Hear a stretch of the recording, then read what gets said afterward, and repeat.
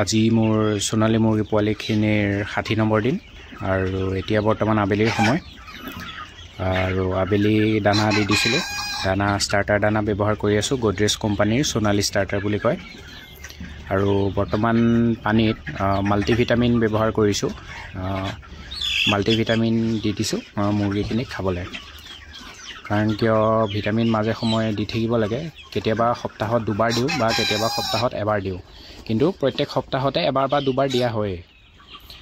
আৰু বাকী আজি 2 মাহ সম্পূৰ্ণ হৈছে, 60 নম্বৰ দিন। আৰু 2 মাহত আপোনাৰ মুৰ্গীখিনি যোনখিনি মতা মুৰ্গী আছে, মতা মুৰ্গীখিনি প্ৰায় 3 পোৱা 800 গ্ৰাম এনেকুৱা চুইছেগৈ ওজন।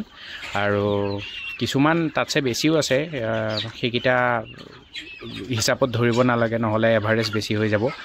আৰু তাৰপিছত যিখিনি মাইকী মুৰ্গী আছে সেইখিনি 500ৰ পৰা 600 বা কিছুমান 450 গ্ৰামো আছে মুৰ্গী। আৰু এতিয়া আৰু মোটামুটি 40 দিনৰ পাছত বিক্ৰী কৰিব পৰা অৱস্থা পাবগৈ। আৰু চাওঁ তেতিয়ালৈকে কেনেকুৱা কি হয় বজাৰৰ লগতে সম্পূৰ্ণ কথা। বজাৰ বেয়া থাকিলে ফাৰ্মাৰসকলৰ যথেষ্ট লোকচান হয়, আৰু সেই বিষয়ৰ পিছত ভালদৰে কথা পাতিম। আৰু এতিয়া বৰ্তমান পানী এইখিনি মুৰ্গী টোটেল আপোনাৰ এদিনত প্ৰায় 130-140 লিটাৰ খাই আছে, 130 লিটাৰ খাই আছে 2 বেলা মিলাই পেলাই সম্পূৰ্ণকৈ। আৰু বাকী দানা 55 পৰা 60 কেজি খাই আছে বৰ্তমান দানা।